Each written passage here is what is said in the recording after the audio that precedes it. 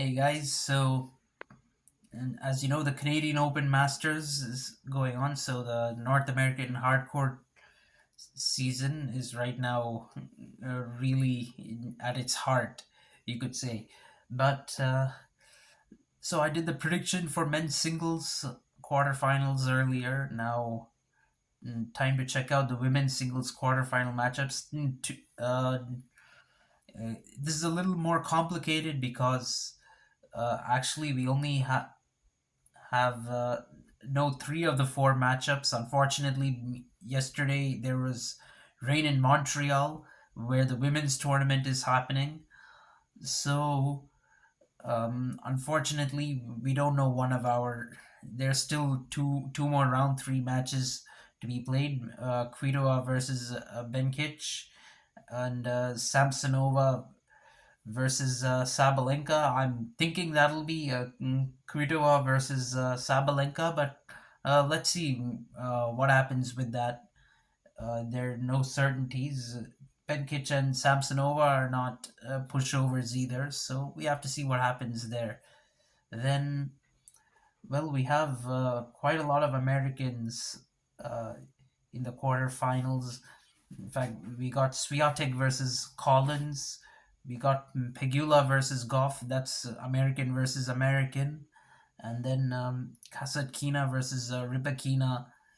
So with Swiatek versus Collins, Swiatek holds a 2-1 edge in their head-to-head. Collins act win over um, Swiatek actually came at a Grand Slam at Australian Open 2022, where Collins finished runner-up ultimately. And but Swiatek really crushed Collins in Doha this year. I think it was 6-love, 6-1.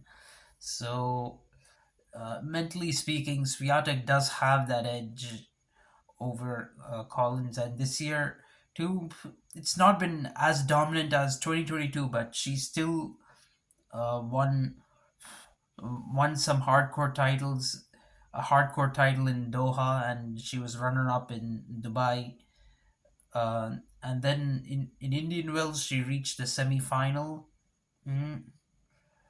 In Montreal, so far, she's only dropped one set, which was against Mukova in round three. But other than that, she's been in okay form, I'd say. I think she's looking pretty good. Danielle Collins really hasn't done much of note this year, except, I mean, her best run on the hard courts was a quarterfinal in Adelaide. She came through qualifiers in this tournament, so she's done well to come to the stage. In both the qualifiers she played, she dropped two sets.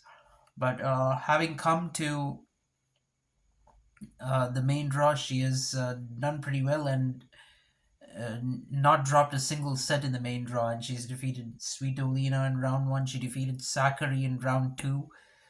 So she's had a good run, but I think she'll fall short against Swiatek. It'll go the distance, though, in my opinion. So then comes Pegula versus Goff.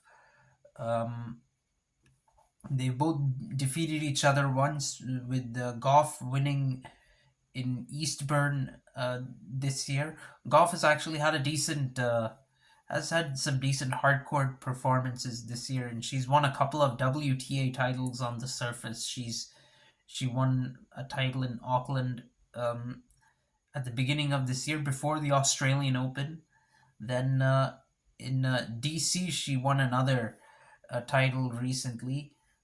She reached semis in Dubai. This is her second Masters quarterfinal of the year because having reached the Indian Wells quarterfinals, she also reached a quarterfinal in Doha, another pretty big tournament. Then then she was last 16 in the Aussie Open.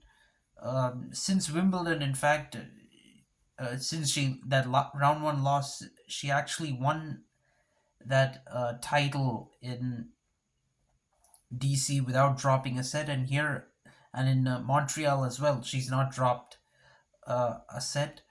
She even defeated the Wimbledon champion Vondrousova in round three.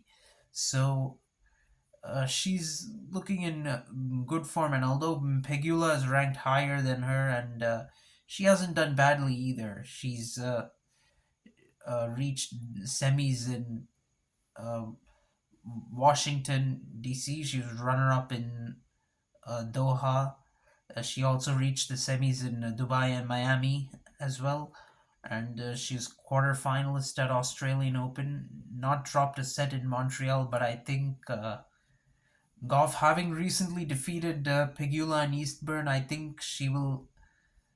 Uh, she's in really good form right now, and I think she will defeat Pegula in straight sets. I think that's a pretty bold prediction to make, but let's see what happens with that. Then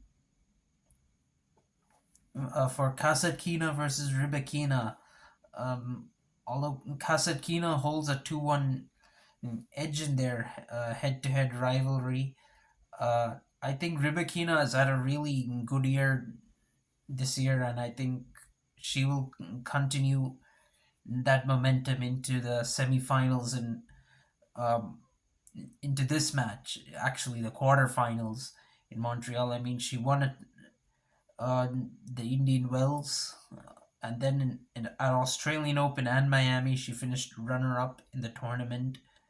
She reached a quarterfinal in Abu Dhabi as well. So, and so far in Montreal, she's dropped only the one set against Brady in round two. And Kasatkina, of course, hasn't dropped a set yet in Montreal, and but she's really not produced many other great performances this year on hardcourt except a runner-up finish in Adelaide. That was before the Australian Open. So um, I think Rybakina has the upper hand in this match, but I think it's gonna go. It might go the distance, so it might be Rybakina winning in three sets. So that pretty much ends the quarterfinal predictions for women's singles. Let me know what you guys think. Thank you. Goodbye.